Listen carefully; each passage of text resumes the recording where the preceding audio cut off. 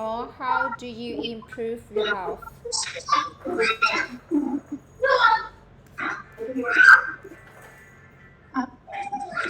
Cô đọc lại câu hỏi. Yes, so how do you improve your health?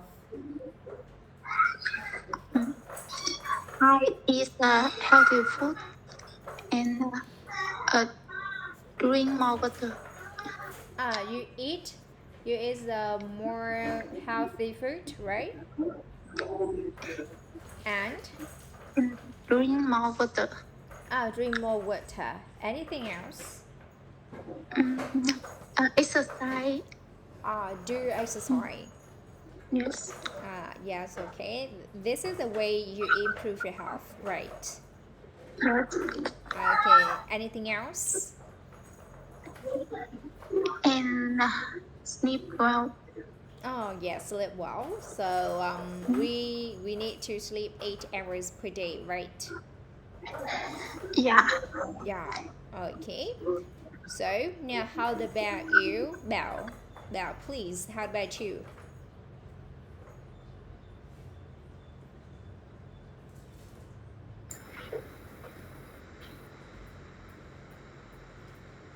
Cô hỏi lại được không?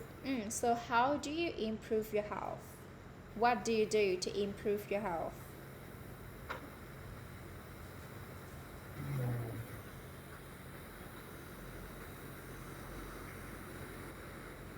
How do you improve your health? Mình sẽ có từ improve là gì nhỉ? How do you improve? How do you improve your health? What does it mean?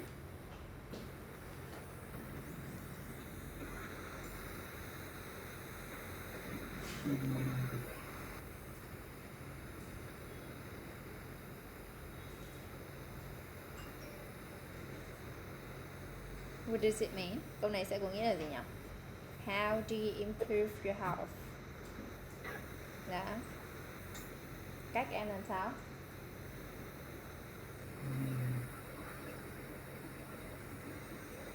Các em tăng cường sức khỏe, đúng không? Nào, so how do you improve your health?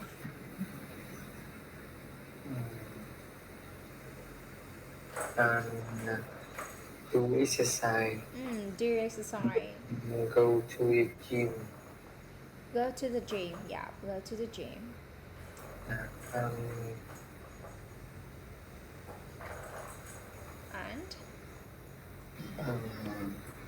And gì nhỉ? Eat healthy food. Yes, and eat healthy food, right? Alright, so actually most people always think that if you want to improve our health, we have to do exercise, right? And eat healthy food.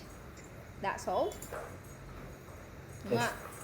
Ok, hầu như mọi người đều nghĩ là nếu mà chúng ta muốn có một sức khỏe tốt, đúng không ạ, thì chúng ta sẽ phải tập thể dục. Actually, we have to do exercise regularly, right? Or maybe every day, thì chúng ta sẽ phải tập thể dục thường xuyên, đều đặn, đúng không ạ? And we have to eat healthy food. Especially we need to eat organic food, right? And we should eat more vegetables, right? Đúng không ạ? Thì mình sẽ phải nên gì ạ? Ăn thức ăn nó healthy, organic ạ, đúng không ạ? Và những cái thức ăn là nó healthy, và đặc biệt là chúng ta nên ăn rau nhiều hơn, đúng không ạ? Right.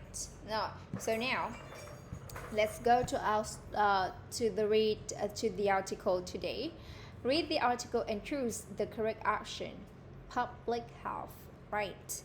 Okay. So actually, this one is it is the part is the part in each country, right? Đúng không ạ?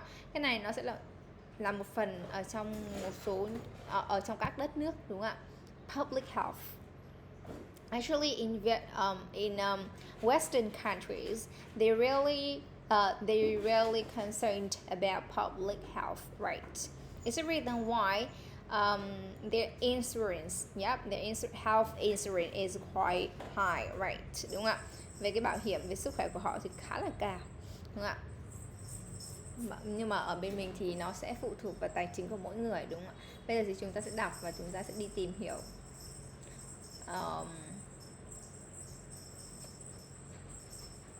Hương nào. Dạ. Now, can you read for me, please? Cái bài này khoảng ngắn này, đọc cho cô đi. Public health. Many countries face serious public health problems. One example is Obesity. obesity. According to the Organization for Economic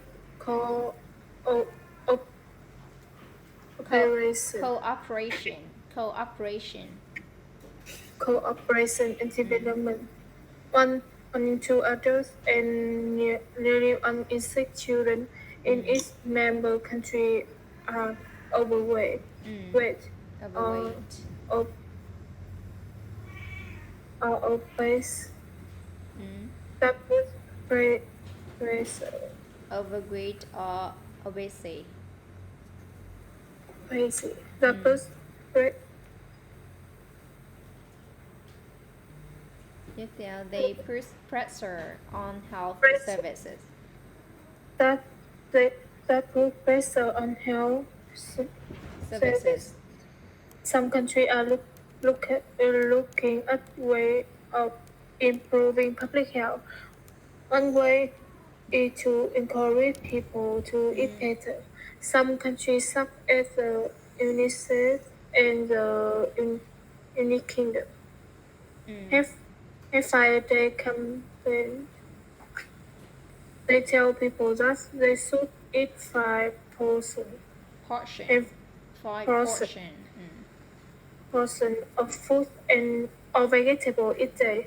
Many countries have lost a power label on food products have to show the amount of fat, protein, and carbohydrates in each food. Some countries have a traffic light system. Green means the food has a small amount of fat, sugar, and salt. Yellow means the food has a medium amount. Red means there a high amount of fat, sugar, and Labels. the label help people make better choice. Public health departments are always looking for new ideas to improve public health. Okay, so pay attention for some new words for me, please. Alright. Dạ, thì ở đây mình sẽ có khá nhiều, đúng không ạ? Ví dụ cooperation, đúng không ạ? Mình sẽ có động từ là cooperate. Two company cooperate to control the markets, đúng không ạ? Ví dụ mình sẽ có là two companies cooperate thì nó sẽ có nghĩa là gì mọi người nhỉ? Two company cooperate thì nó sẽ có nghĩa là gì? Two company cooperate thì mình sẽ có động từ cooperate ở đây là gì ạ? Hợp tác, đúng không ạ? Và tiếp theo mình sẽ có là danh từ cooperation, đó là gì ạ? Sự hợp tác, đúng không ạ? Organization for Economic Cooperation and Development, right? And we have obesity, that means overweight, đúng không ạ? Obesity, that means overweight, đúng không ạ? Fat, nó có nghĩa là fat, được chưa? Obesity có nghĩa là béo đấy mọi người. Is now, được chưa? Béo. Nó bằng nghĩa với từ overweight. Overweight cũng là nghĩa là béo, đúng không ạ? Nhưng cái từ là obesity nó sẽ có nghĩa là béo phì nữa, đúng không ạ? Overweight cũng có nghĩa là béo phì, được chưa? Or và mình sẽ có là obese, đúng không ạ? Tính từ béo phì. Overweight là tính từ này, và obese là tính từ của obesity, được chưa? Đó, thì nó sẽ là hai. Obesity là danh từ, đúng không ạ? Còn obese là tính từ. Nó giống với từ overweight, đều là có nghĩa là fat, đúng không ạ? Very fat, rất là béo, đúng không ạ? Rồi. Tiếp theo cái từ là pressure, right? Put pressure. Put pressure. Cái từ này mình học rồi đúng không ạ? Và mình sẽ có một cái cụm từ là work under pressure. Work under pressure. That means, nó có nghĩa là gì mọi người nhỉ? Oh, so I have to work under pressure, so I feel áp lực. Yeah, đúng rồi, áp lực. Mình sẽ có từ pressure, áp lực đúng không ạ? Put, mình có từ put là đặt đó ở một cái áp lực đó đúng không ạ? Mình work under là làm dưới áp lực, còn khi mình put là mình đặt họ vào một cái áp lực nào đó đúng không ạ? Rồi tiếp theo put pressure thì đặt một cái áp lực lên cái gì đó. Put pressure on something. Work under pressure là làm việc dưới áp lực. Health services. Some countries employ encourage campaigns, đúng không ạ? Mình sẽ có từ là fight a day campaigns. Campaigns là một cái chiến dịch, đúng không ạ? Ví dụ những ai học marketing ấy, đúng không ạ? Thì thường marketing sẽ chia ra những campaigns để đánh thị trường, đúng không ạ? Thì mình sẽ có từ campaigns đó. Portion. Ở đây mình sẽ có từ portion. Được chưa? Eat 5 portions of fruit or vegetables at each day. Cái từ portions này là cái từ khẩu phần ăn, đúng không ạ? Portion, khẩu phần ăn này. Many countries about have laws about labors on fruit. Cái này là cái nhãn dán này, được chưa? Ở đây những cái đồ ăn sẽ có cái nhãn dán này thì mọi người biết rồi này. Traffic light system. Here that means so, public health departments, đúng không ạ? Mình sẽ có là bộ kiểu như là bộ y tế là cái gì đấy thì mình sẽ có health departments, đúng không ạ? Look for new ideas to improve public health. Alright, so you have just read about public health, and now can you give me your answer? Do for me number 1. Đức Vũ nào, can you do for me number 1?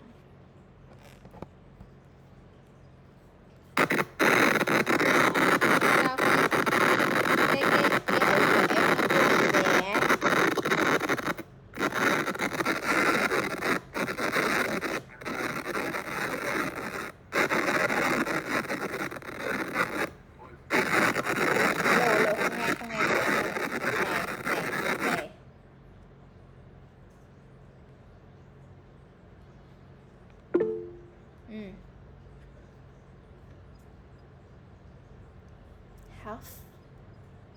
Alright, ở đây thì mình sẽ có about half of adults are overweight or obese in OECD countries. Alright, yes, it's half right. Đúng rồi. Được chưa? Half. And now, number 2. Hương Gia nào, can you do for me number 2? Read and do for me number 2. Obesity causes problems for health service. Health services. Alright. Được chưa? Nhớ âm cuối cho cô nha. Health services. Alright. Thank you. Yeah, that's good.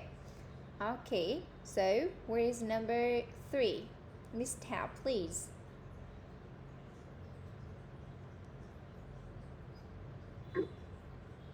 Some countries say you should eat 5 servings of fruit and vegetables each day.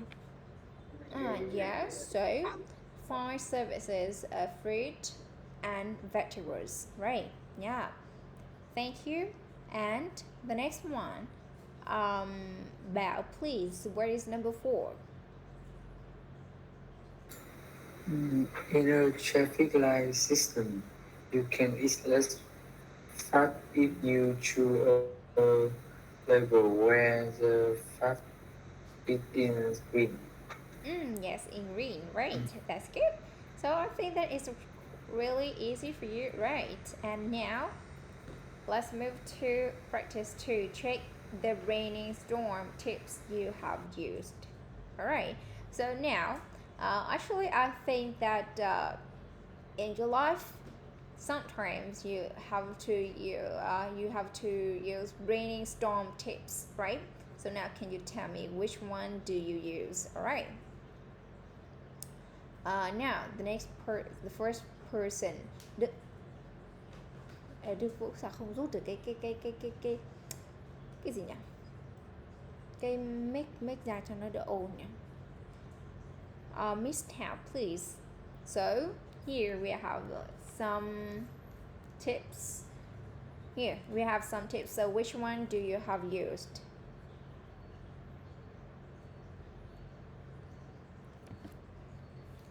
So what tips have you used? You can. So have many ideas as you can. Such as many ideas as you can. So can you tell me the reason why you do that?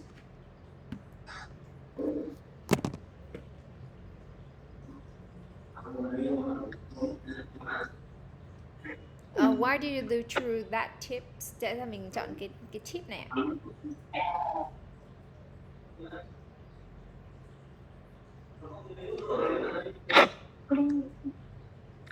Tại em tao bây giờ là hợp lý em chọn. Yeah, ok. Thì như khi mà mình brainstorm đúng không ạ? Brainstorm thì mình sẽ phải là gì ạ? Cố gắng là động não đúng không ạ? Thì khi mà chúng ta động não thì mình sẽ làm sao? Ví dụ mọi người muốn một người nào đó đúng không ạ? Team của mình đi đúng không ạ? Mình sẽ có một project, right? And your team have to brainstorm, right? To give the good idea, the best idea, right? Đúng không ạ? Khi mình có một cái project chẳng hạn và mình sẽ làm việc theo nhóm thì lúc đấy mình sẽ phải yêu cầu gì ạ? Các thành viên trong nhóm sẽ đưa ra tất cả những cái ideas đúng không ạ? Mà có thể để làm sao mà người ta tìm ra được cái idea tốt nhất thì đấy là nó cũng là một cách để chúng ta gì ạ? Brainstorm, right? Đúng không ạ? Yes, thì mình sẽ có thể nói bằng tiếng Anh như thế nào ạ? Đây là mình nói tiếng Việt rồi, bây giờ mình sẽ thử nói tiếng Anh ạ. Mình sẽ nói tiếng Anh như nào nhỉ? Miss Thảo. Alo. Hello. Mình sẽ nói tiếng Anh như nào về cái này? Ví dụ mình sẽ nói là when, đúng không ạ? Khi mà chúng ta đưa ra nhiều idea đúng không ạ? Thì chúng ta sẽ phải suy nghĩ rất là nhiều đúng không ạ? Thì mình sẽ nói là When we give many ideas, I need think about it. Yes, we need to think about it a lot, right? Đúng không ạ? So when we have to give suggestions as many ideas as we can, right? That means we have to think about it a lot, right? To find the best idea để tìm ra một cái ý tưởng tốt nhất, đúng không ạ? Hương nào, how about you?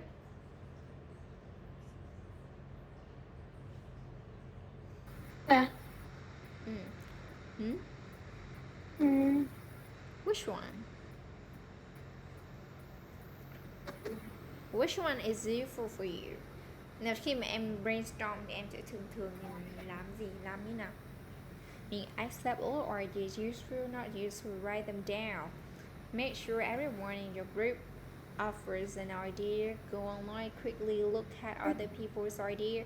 Try to put ideas together and where what happens. Look at a problem from different points of view. So which one is useful for you? I think look at the problem from different point of view. Look at a problem from different points of view. Okay, so can you tell me why?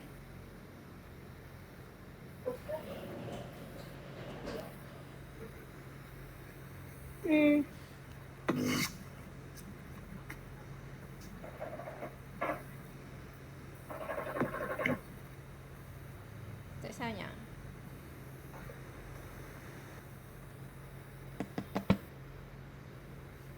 Tại sao em lại nghĩ là cái ý kiến đấy?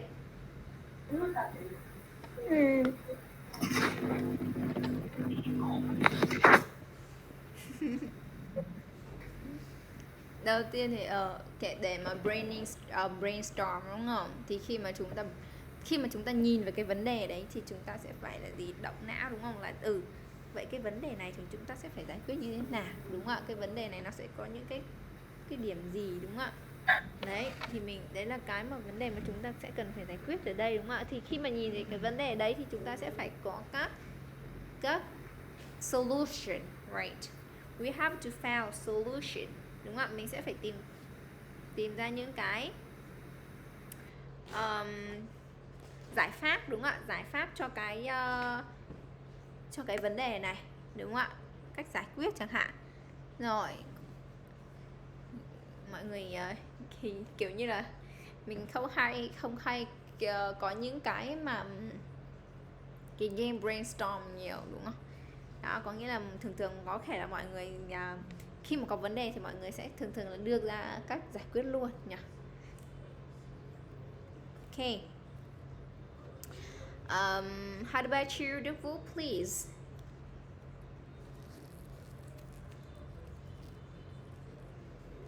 Đức Vũ nói có bị rè không nhỉ?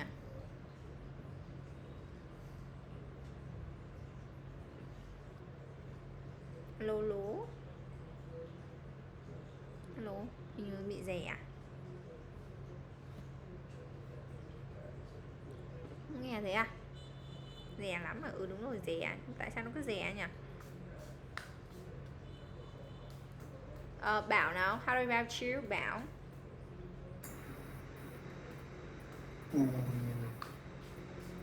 I think suggest as many ideas as you can. Suggest as many as you can, right?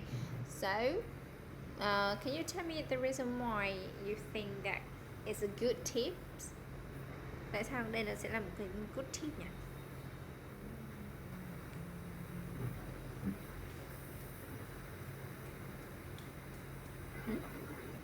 Đây sẽ là một cái good tip trong quá trình mà chúng ta brainstorm nhỉ. Em có giải thích nào khác cái giải thích vừa nãy cô giải thích, Miss Thảo giải thích không?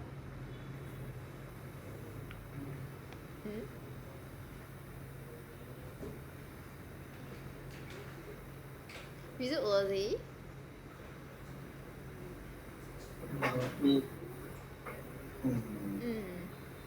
Mình có thể nói là gì? And we come up with a lot of ideas. Yeah. We can let everyone choose one idea. Okay, that's good, right. Nào cũng gần. It's also quite the same Miss Thảo opinion, right? Đúng không ạ? Such as many ideas that you can, right? Actually, it's a good point when we brainstorm, right? Đúng không ạ? Đây là một cái điểm khá là tốt khi chúng ta brainstorm, right? Nghĩ càng nhiều càng tốt, đúng không ạ? Rồi, alright. Now, actually, this one is not related too much to the reading topic we study, right? Okay, so actually, but it's a one thing that help you improve your mental, alright. Thì đây cũng là brainstorm, đúng không ạ? Brainstorm cũng là một cách để chúng ta gì ạ? Trau dồi cái khả năng trí nhớ của chúng ta, đúng không ạ? Thì bởi vì thì mọi người sẽ thấy mọi người sẽ có xu hướng là gì ạ? Cái bộ nhớ của mình càng ngày càng khó ghi nhớ, đúng không ạ? Nó sẽ không giống các bạn trẻ, đúng không ạ? Actually, when you grow older, actually it's quite difficulty for you to remember one thing quickly, right? It's a reason why we have to brainstorm and we have to train our brain to make it work better, right? Đúng không ạ? Thì lý do tại sao chúng ta phải là brainstorm, với lại mình sẽ phải là train cái bộ não của chúng ta để làm sao nó làm việc tốt hơn, đúng không ạ? Nếu mà mình không train nó thì mình sẽ có một nguy cơ là Alzheimer, mắc bệnh Alzheimer sớm, right? Rồi tiếp theo, now let's go to some illness, alright, accidents and illnesses, right? Rồi here we go. Can you look at the pictures and complete phrases, the words from the box? I think that is very easy for you. Now, number one. Number one, whom please? Number one. Break your have a broken arm. Break your or maybe have broken arm, right? That's good. Mình chỉ cần viết nhiều picture thôi.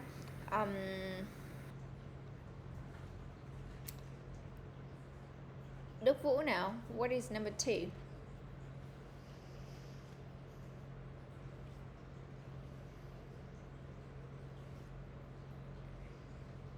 Hat.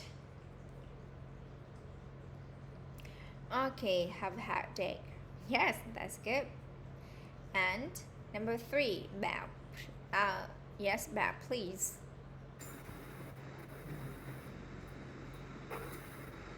Have a rash on your arm. Yeah, so we have had a rash on your arm. On your arm. Đúng rồi. Rash on your arm. And number four.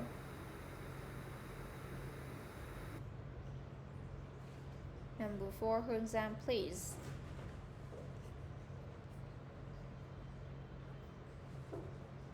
Sprain your ankle. Sprain your ankle. Have a sprained ankle, right? Ankle, right? Not uncle. Ankle. Okay. Have a cut. Cái này người ta điền sẵn rồi. Have a cut. Number six. Number six. Miss Thảo, please. Number six. Have a sore throat. Yes. So we have number six is a have a sore throat, right? Okay. That's all. Have a cold. Have fever. And now you complete the sentences 1 to 8 with get and agreed from the box, right? Dạ, bây giờ thì mình sẽ là gì ạ? Có một từ get, ở đây thì là get đi với tính từ hoặc là cụm động từ, thì mình sẽ có một số như là gì ạ? I joined a gym because I want to get in shape, right? Get in shape, that means you want to have a good body, đúng không ạ? Khi mà mình get in shape có nghĩa là mình sẽ có một thân hình cân đối, đúng không ạ? Đó. Thì mình sẽ có một cụm từ là get in shape. Alright. So now let's do for me number 2. Hương Giang, please. Hương, can you do for me number 2? I usually turn the TV on when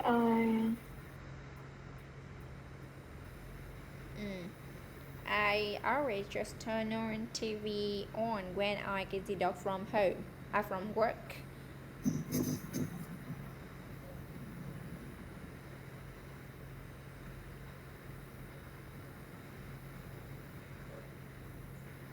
When I get from work. When I get cái gì đó from work.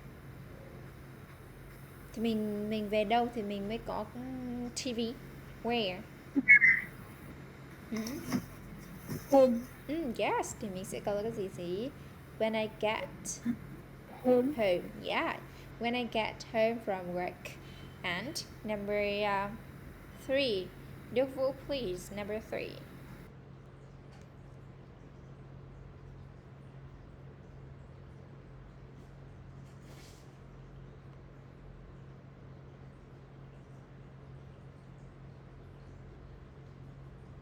Upset. Got upset, that means you sad. I don't seem to have too much energy. Here we have energy. Upset, that means you sad, right? Đúng không? Thì ở đây nó không liên quan gì đến sad cả, mà nó liên quan đến là energy. Energy thì nó sẽ liên quan đến cái gì nhỉ? When you have a loss of energy, so you can do a lot of things. But when you, yes, tired. I get tired early. Yeah, okay. Now, Bảo, now what is number 4? Bảo, what is number 4? My brother is training to ready for the marathon next month. My mother is training to get ready for the marathon next month. That's good. Perfect. Number 5, exam, please. There is a lot of work to do, so let's get started. Yes.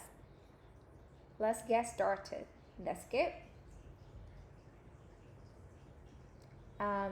Miss Tam, please do for me number 6. Don't get upset. I'm sure everything will be okay. Yes, don't get upset, I'm sure. Cái từ sure này mọi người chú ý này, nó hơi nặng một xíu, mặc dù mình nhìn thấy cái từ sure nó là sợ nhẹ đúng không ạ, nhưng mà ở đây mình sẽ là nói thành sự nặng đúng không ạ. I'm sure everything will be okay. Alright, number 7, Hương, please. I arrive hungry by 10 a.m. because I don't eat breakfast. I always get hungry by 10 a.m. because I don't eat breakfast. That's good. And number 8. Number 8, Devil, please.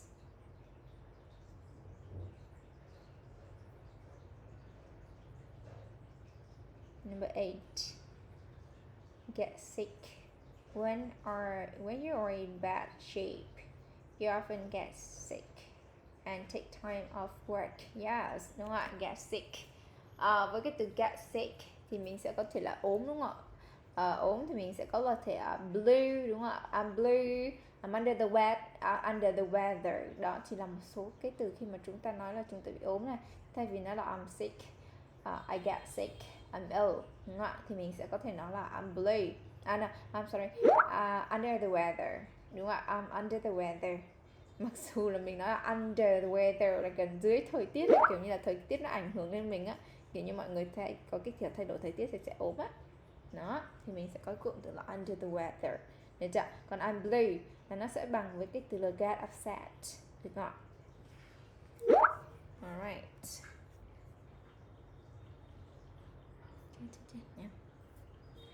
And now, so discuss the questions. Let's go to discuss the question here.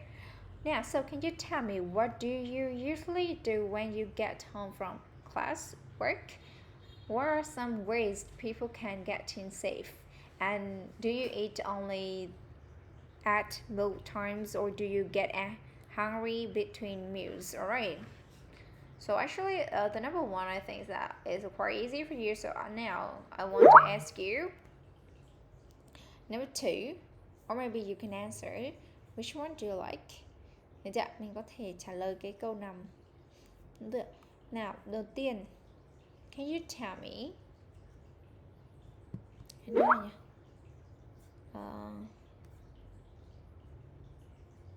Đến Bảo hay là ai nhỉ? Đức Vũ try cho cô nhé. Đức Vũ try cho cô trả lời cho cô câu 1 và câu 2 nhé. Đức Vũ nhé. Đức Vũ try rồi nhé.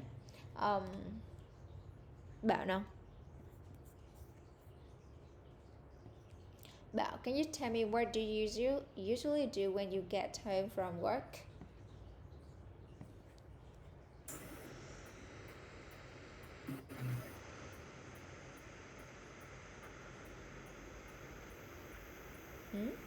What do you usually when you get home from work? I usually go out for helping with my friend. Biết thêm gì? Cái gì? Biết thêm gì? Have HR class. Have HR class.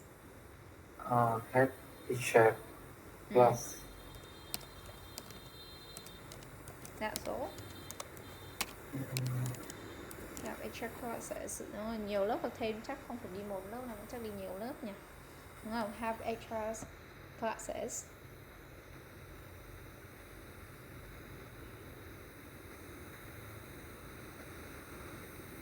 Còn gì nữa không? So, what?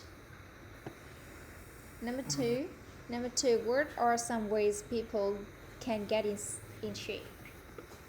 according to you, what are some ways people can get in shape?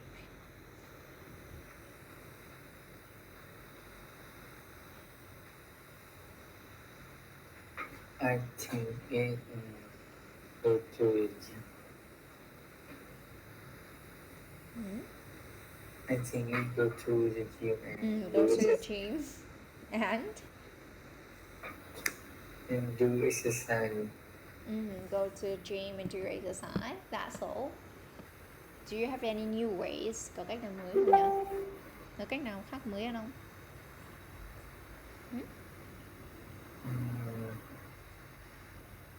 Eat healthy food. Eat healthy food. That's all. Okay, thank you. How about you, Phương Giang?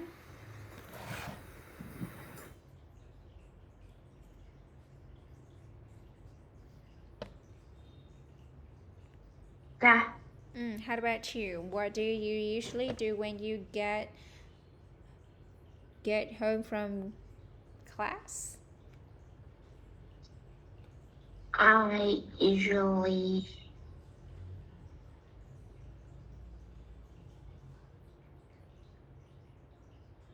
watch TV, do housework. Do housework?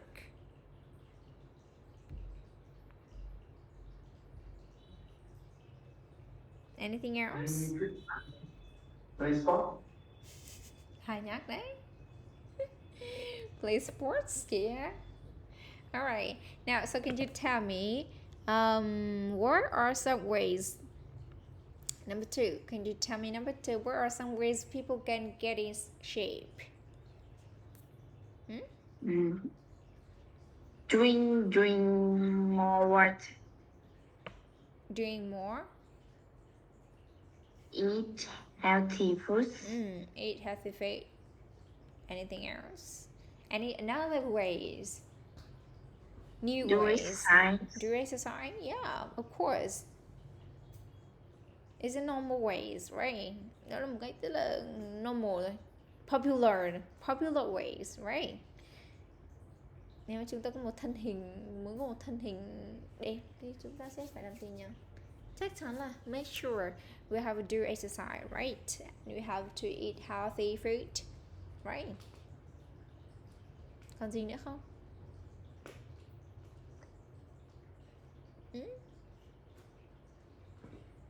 Ăn kiêng. Kiêng. Go on diet. Go on diet. Actually, maybe right now you are quite slim, đúng không? Bây giờ mình đã hơi slim rồi, đúng không? Thì mình ăn kiêng nó thì lại còn gầy nữa, đúng không? Đấy thì hơi gầy. Yeah. Mình sẽ có go on diet là ăn kiêng. Rồi, hầu như là mọi người đều có những cái cách giống nhau, đúng không ạ? Do exercise, eat healthy food, or maybe if you are overweight, so you can get on diet, right? Yeah. And maybe we have lots of ways to get in shape, such as if the people who don't have time but have lots of money, right? Đúng không ạ? Có những người ta có không có thời gian nhưng mà họ có nhiều tiền thì họ có thể đi đâu ạ? Go to hospital, right? Đúng không ạ? Đến bệnh viện. Actually, I don't recommend that way, đúng không ạ? So thì mình sẽ có những cái cách như là phổ biến nhất, đúng không ạ? The most popular ways is are doing exercise, eating healthy food, have balanced diet, đúng không ạ? Mình sẽ phải có một cái chế độ ăn phù hợp, hợp lý, đúng không ạ? Rồi, của Đức Vũ này, I usually watch TV, call me mom. People can go to the gym, do exercise, manage your diet there, đúng không ạ? Quản lý cái khẩu phần ăn của họ thì sẽ là trên mình sử dụng là people rồi, thì ở dưới mình sẽ sử dụng là their diet. Okay. Thank you everyone. Thường nó sẽ chủ yếu là như thế, đúng không mọi người? Nó cũng không có quá nhiều. Nếu mà bây giờ mà các bạn sẽ có rất là nhiều cách. Thực ra sẽ có nhiều cách. nhưng mà it's not good for your health, nó sẽ không tốt cho sức khỏe của mình, đúng không ạ? Ví dụ gì, uống thuốc, đúng không ạ? Đấy là một cách mà rất nhiều người áp dụng, đúng không ạ? Rất nhiều người áp dụng, bởi vì là họ không thể nào tập được và họ không có kiên trì thì họ sẽ uống thuốc. Rồi tiếp theo, now move to the next one, second conditional. Now, so a person, can you tell me when do we use second conditional, please? Vừa nãy là Hương Giang đúng không? Mishap, please. Mishap, please.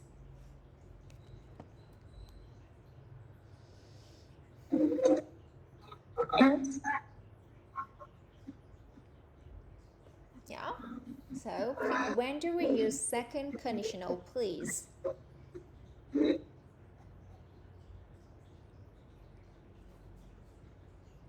Khi nào mình sẽ sử dụng câu điều kiện loại 2?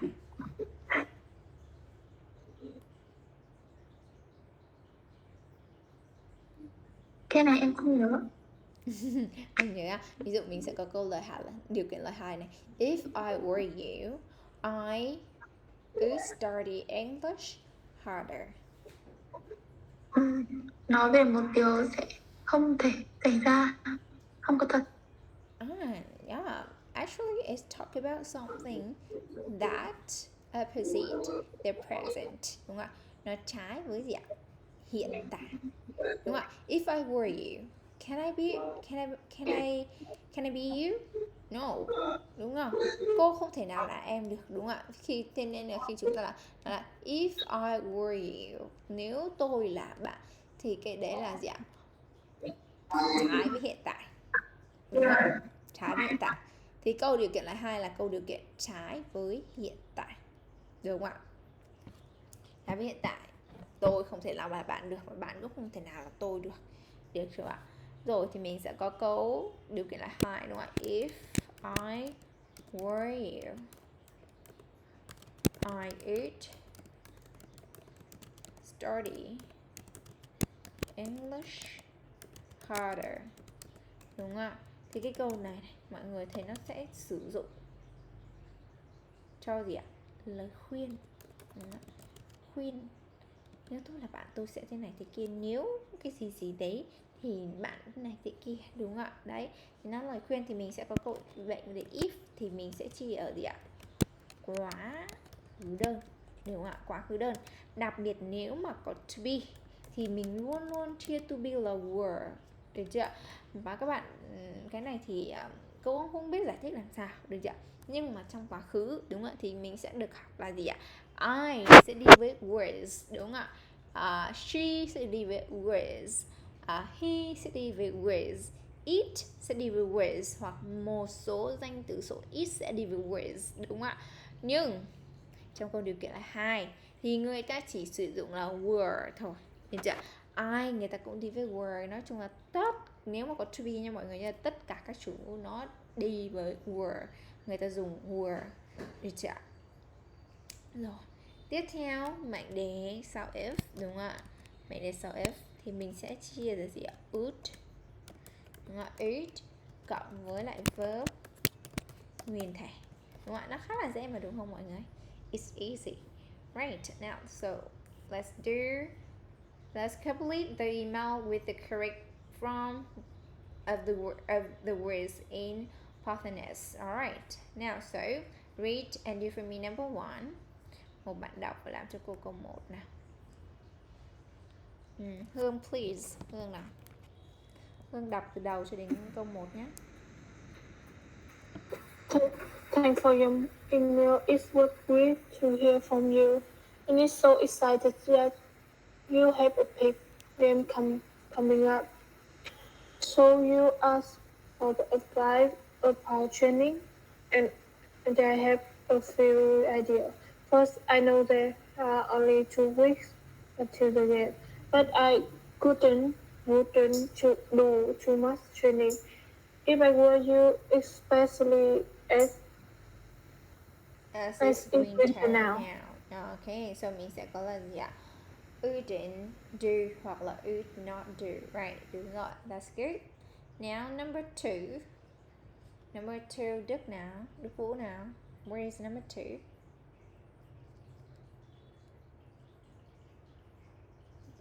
Where is number 2, the fool, please? Number 2 là gì nhỉ? Try xuống cho cô nha. Number 2.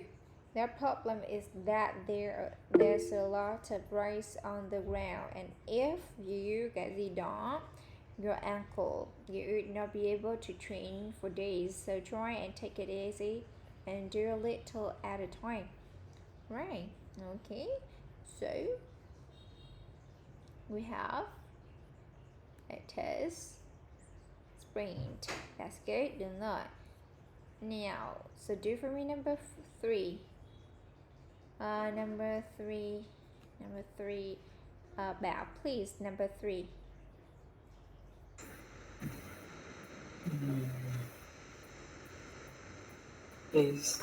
Listen is a bad idea if you ask someone to train with you too.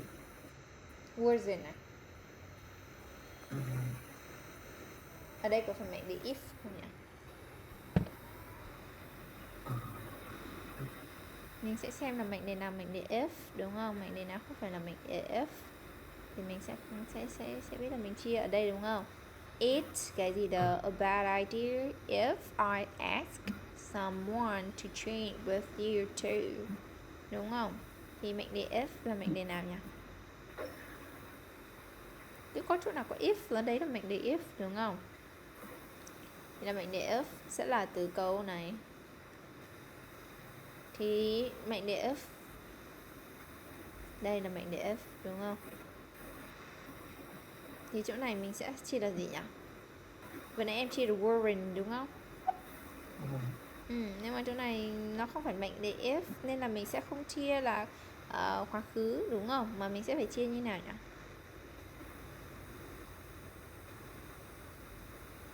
Mình sẽ phải chia như nào? Wouldn't either.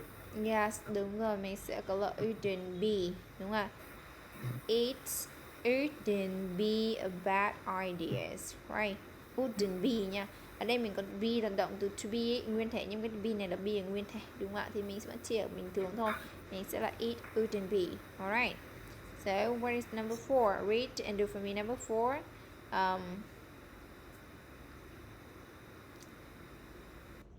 Hương Giang nào, Hương Giang please. Hương Giang please, number 4. If he did, it will help you a lot. Yes, if you did, it'll help you a lot. Number 5, mishap, please. I know you eat meat nearly every day, but it could be great if you change what you eat a bit. Yes, it'd be great if you changed what you eat a bit, right? So, number 6. Number 6, Hương, please. If you add some butter to your meal, the carbohydrates. If So you add butter to your you meal, allow energy for your training. Well, good luck with it all, and let me know if you need any help. Chỗ này mình dùng là it give, đúng không? Yes, okay, yeah. Carbohydrate, it gives you a lot of energy for your training. No, okay, thank you.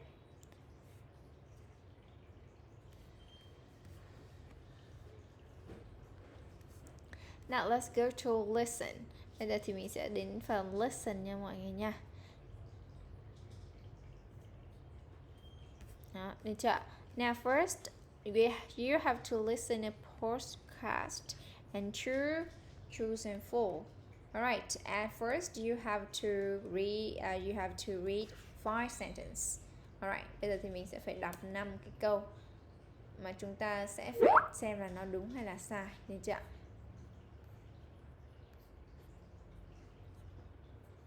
Alright, now read first. Mọi người đọc trước đi, đúng không ạ? Mọi người sẽ đọc xong rồi sau đó thì mọi người sẽ làm sao? Mọi người sẽ tìm ra những cái keyword, đúng không ạ? Cái nào là cái keyword ở trong cái bài này. Đó thì mình sẽ tìm ra cái keyword, được không ạ? Rồi, nào bây giờ mọi người tìm ra xong cái keyword chưa ạ? Ví dụ ở đây là mình sẽ có doctor này, đúng không ạ? Câu 1 keyword nó sẽ là doctor. Tiếp theo right skill important, đúng không ạ? Tiếp theo này have someone up right way if have someone, đúng không ạ? He or she fall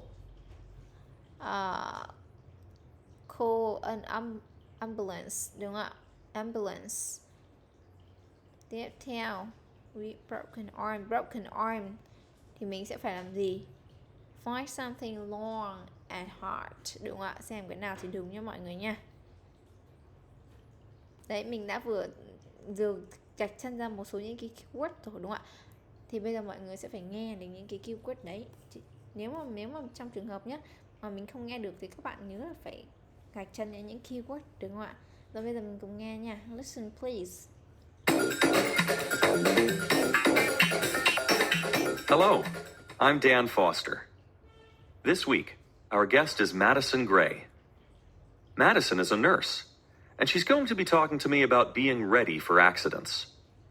Madison, what's the first thing we should know about accidents?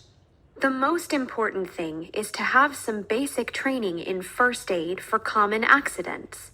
If you saw someone trip and fall while walking on the sidewalk, what would you do? I guess I would help the person up. That's not a good idea. If the person was injured, you could make the injury worse. First, I would see if he or she was awake. If the answer was yes, I would ask the person how he or she felt. I would check for injuries like a broken wrist or a sprained ankle.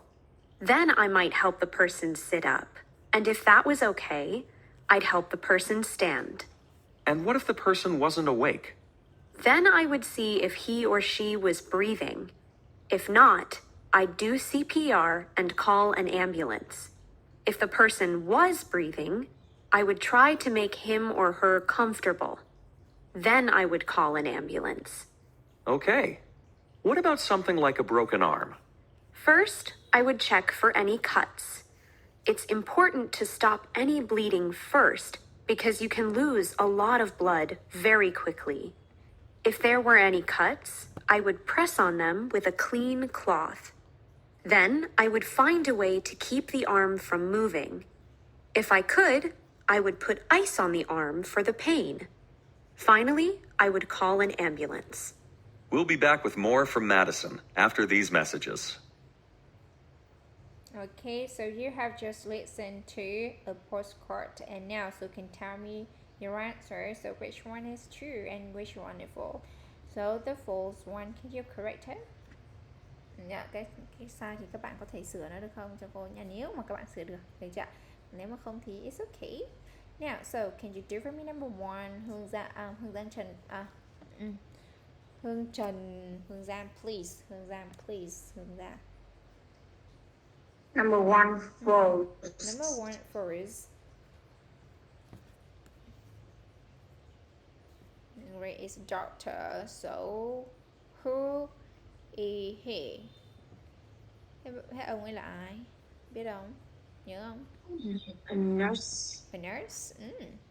Now, so number two. Number two, Miss Tao, please. Miss Tao, please.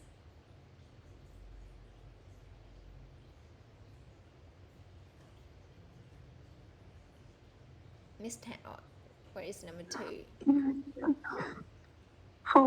Two. Yeah. The right skill is very important. Two. True. Yeah, true. The right skill. Yes, the girl's right. Đúng không? The right skill rất là quan trọng khi mà when we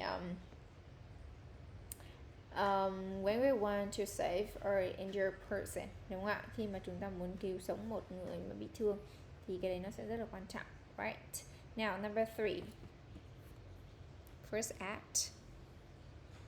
Number 3, Hương, please. Hương now. Number 3. Em không nghe thấy câu này. Không nghe được à? Vâng. Tư Vũ nào, where is number 3?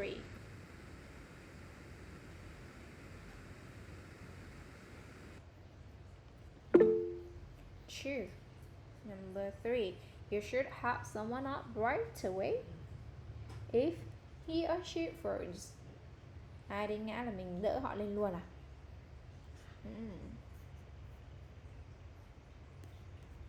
Sure đúng không? Rồi. What is number 4? Bảo nào, where is number 4?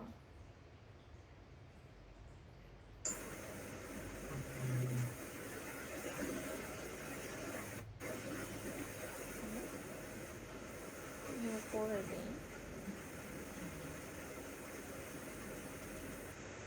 Hello? Number 4 người ta nói là gì? True. You should always call an ambulance after a fall. Có nghĩa là ai ngã là mình cũng phải gọi xe cứu thương đúng không? True. Ok, ngã bình thường thôi, say sức tí thôi nhưng mà cũng phải gọi xe cứu thương. Right. Rồi. Number 5. Hương có nghe được câu này không? Number 5. I think 4. Ok. Rồi bây giờ thì chúng ta sẽ nghe lại nha. Nghe lại và check. Được chưa? Trong quá trình nghe lại thì mình sẽ phải nghe lại listen for the chorus and expect. Listen again and answer the questions here. Được chưa? Mọi người sẽ phải nghe những cái nguyên nhân và kết quả đúng không ạ? Và mọi người trả lời câu hỏi này. If someone have injured and you helped the person up, what could happen? And if someone break an arm, why do you have to stop any bleeding first? Đúng không? Mình sẽ có bleeding, đó nghĩa là chảy máu á. Đến chậm. Câu đầu tiên thì khi mà mình thấy ai bị thương đúng không? Thì mình sẽ phải làm gì? Nếu mà mình giúp người đấy đứng ngay lên đúng không ạ? Thì có chuyện gì xảy ra không? Thì mình sẽ nghe nhá và mình trả lời nhá.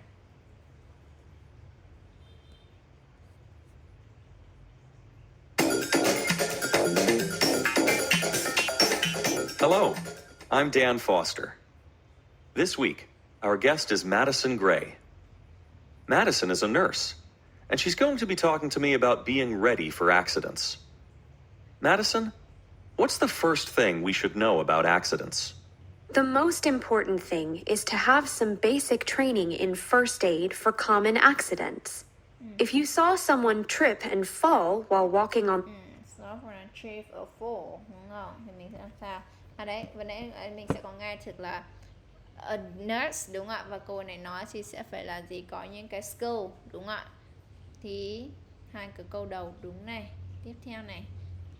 Khi mà thấy người ngã thì mình sẽ phải làm sao này? the sidewalk, what would you do? I guess I would help the person up. That's not a good idea. Đó, ông MC bảo là I guess I should help the person up, right? Đúng không ạ? Đỡ người ta dậy luôn. Thì người này người bạn it's not a good idea. Không phải ý tưởng tốt. Lý do này. If the person was injured, you could make the injury worse. Nếu mà người ta injured thì mình sẽ có thể làm make the injury worse, right? Đúng rồi, thì ở đây mình có nên giúp người ta đứng dậy ngay không?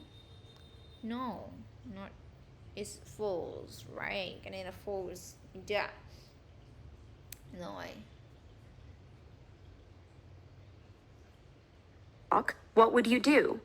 I guess I would help the person up. That's not a good idea. If the person was injured, you could make the injury worse. First, I would see if he or she was awake. First mình sẽ phải he or she is awake. Đúng không ạ? Xem họ có sao. If the answer was yes, I would ask the person how he or she felt. Ask a person how does he or she felt, đúng không? I would check for injuries like a broken wrist or a sprained ankle. Then I might help the person sit up. And if that was okay, I'd help the person stand. And what if the person wasn't awake? Then I would see if he or she was breathing. If Đúng không? Là mình he or she bleeding, xem là có chảy máu không, đúng không? not, I do CPR and Nếu mà not thì do CPR, right? call an ambulance. Sau đó đúng không ạ? Mới call ambulance. Thì cái có phải là lúc nào mình có phải gọi không? No, right? If the person was breathing, I would try to make him or her comfortable. Then I would call an ambulance. Okay. What about something like a broken arm? First, I would check for any cuts. Check for any cuts. It's important to stop any bleeding first because you can lose a lot of blood very quickly. If there were any cuts, I would press on them with a clean cloth. Then I would With clean cloth. Cái từ cloth ở đây là cái từ số ít của cái từ close đấy mọi người. Được chưa? Mọi người nói từ close, ở đây nó có từ claw. Alright. find a way to keep the arm from moving. If I could, I would put ice on the arm for the pain. Ice on your arm. Finally, I would call an ambulance. Call an ambulance, right? Ở đây mình cũng không phải something long and hard cả, mà mình sẽ phải là for the cut, đúng không? Xem có cái chỗ cắt nào không, đúng không? Sau đó mình xem cái chỗ bleeding, đúng không ạ? Rồi. We'll be back with more from Madison after these messages. Rồi thì trong quá trình mọi người nghe, mọi người đã trả lời được câu 1 và câu 2 rồi, đúng không ạ? So who can do for me number 1? Ai có thể đưa cho cô câu 1 được không ạ? Who? I will ask. Miss Tao, please. So what is number 1?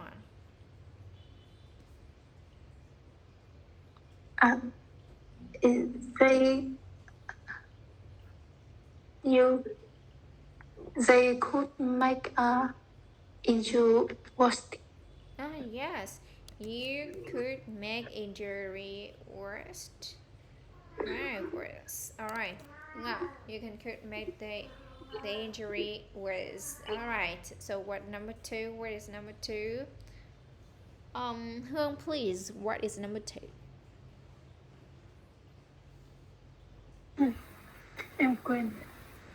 Quên dạ. Đức Vũ nào? Đức Vũ, please. What is number 2?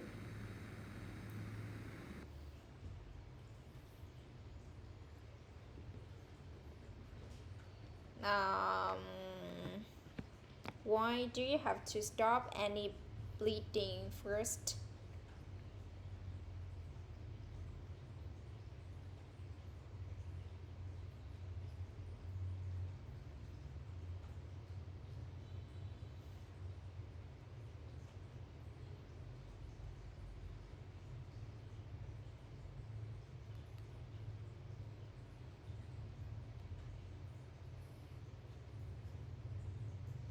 Đang try phải Hà Đức Đức ơi, không biết nó đang try hay là đang làm gì nữa. Alo, ai làm được câu 2 nào? Chắc là Đức nó đang try. Có ai làm gì được? Ok, có ai làm được câu 2 nữa không? Bảo, where is number 2?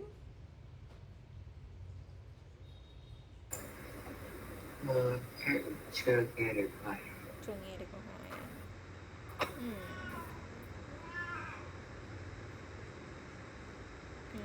Hương Giáng.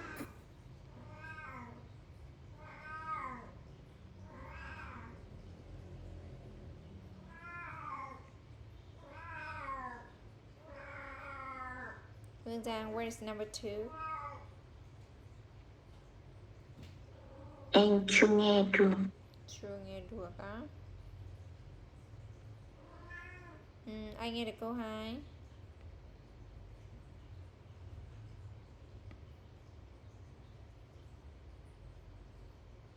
Hello, who can do number 2?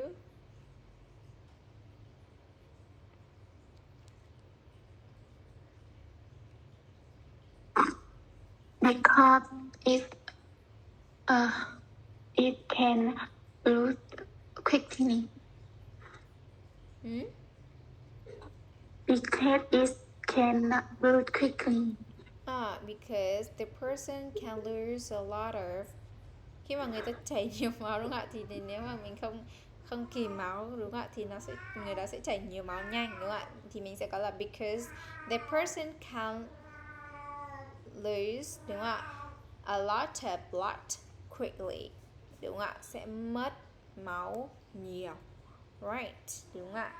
Rồi, ok, lose đúng không ạ.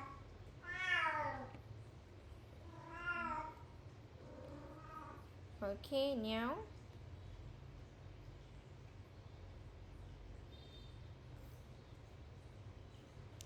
rồi bây giờ mình sẽ đi đến by pronunciation.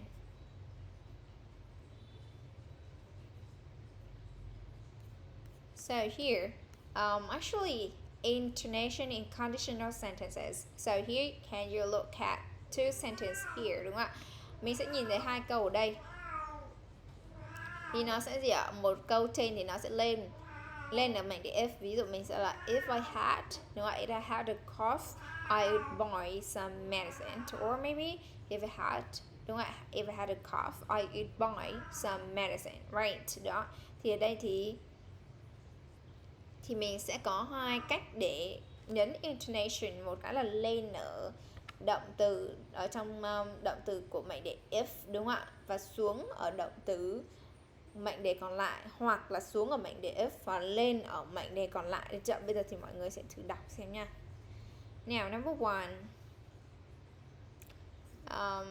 one, Hương Giang thử cho chị thử cho cô nào.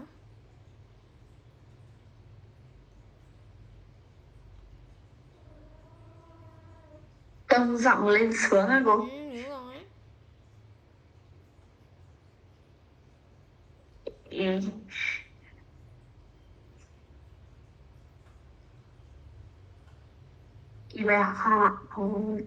I had a cough, I would buy some medicine.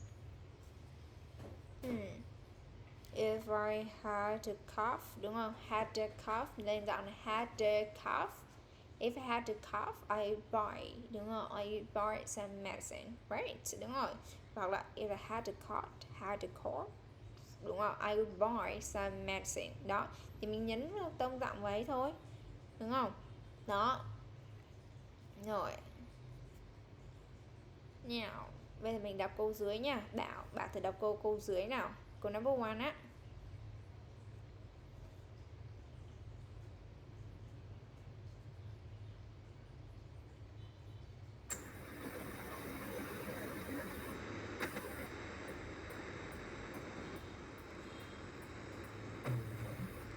If I had a Không, number one ở bên dưới practice 10 á.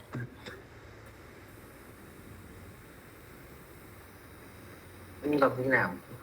Bây giờ em đọc lên, đọc xuống, em đọc theo cách 1 hoặc em đọc theo cách 2. Tùy. Đúng không? Mình sẽ có động từ ở đây là broke, đúng không?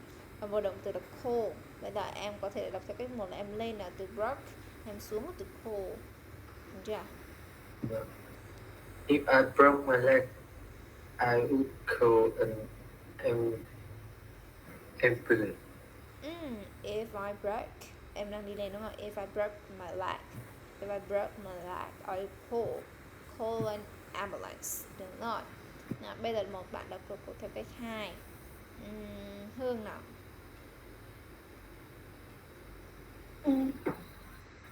If I had a cold, I could buy some medicine. Ở đây mình theo cách 2 đúng không? If I theo cách 2 mà, nhưng mà câu 2 câu dưới ấy. Ở câu 2 này này. Theo mệnh đề if xuống if I had, đúng không? Xuống cho cô này. If I had a rush, đúng rồi. I could research for information online.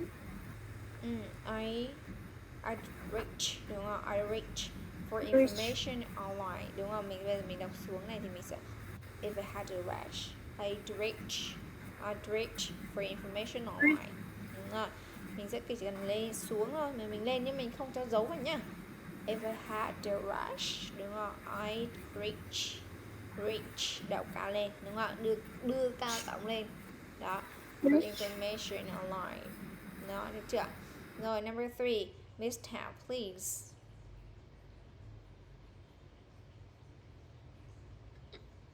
If I sprained my ankle, I ask a friend for help. Yes. If I had sprained, đúng không? Mình đang đọc theo cách nào ạ? Lên hay đi xuống, hay là đi xuống hay đi lên ạ? Xuống đi lên. Xuống hay đi lên, đúng không? I had sprained my ankle. I'd ask her friend, đúng không? I'd ask her friend. Mình nối âm nó, ask her friend for help. Can you say it again? If I sprained my ankle, I just ask a friend for help. Yes, okay, that's good. Đã được chưa? No, okay. Actually, in speaking, you would talk about how to keep in shape and healthy, đúng không ạ? Thì cái cách này mọi người có thể xem ở đây này.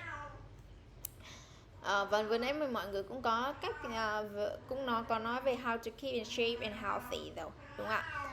Bây giờ thì mình sẽ đi đến bài writing luôn, đúng không ạ? Thì đến bài writing cái này thì mọi người sẽ về nhà viết, đúng không ạ? Read the comments from website in your own word. Explain how Hugo got in safe. Ok, cái này thì mình làm luôn cũng được. Một người đọc cho cô ạ. Miss Tao, can you read it for me, please? A small change can make a big difference. I wanted to get in shape, but I didn't have time to go to the gym. I drove to college every day, so I didn't get much exercise. One day I decided to park my car far away from the building I needed to go to on campus, and I walked the rest of the way. Each week I parked a little farther away. After a month, I started to feel better. After 2 months, After 2 pe- months. months, people started to ask me if I was working out. There are ways to get more exercise into your life. Why don't you try working a little more? Start small and you'll be amazed at that you can do. Yes. Who? Olivia. Currently, Barbara, you. Brazil 1 days ago. Just 1 day ago. Alright, so now like 2 or 3 small life changes. Would you like to read your own, explain how Hugo got in shape, right? Actually, when you read that one, you also know the way Hugo got in safe, right? Đúng không ạ? Khi mình đọc cái này thì mình sẽ cũng biết được cách mà Hugo got in safe là gì rồi, đúng không ạ? Nhưng bây giờ mình sẽ xem là mọi người có đọc qua thì mọi người nhớ không nào. Hương nào, can you tell me the way Hugo got in safe? What way? What way does Hugo got in shape?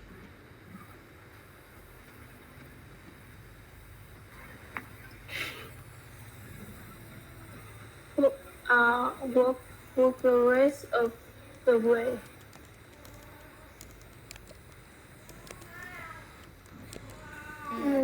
Làm gì nhỉ? Đi bộ. Drove. Đúng rồi, thì ở đây là gì? Decided to park car far away from the building, đúng không? And walk the rest of the way, đúng không?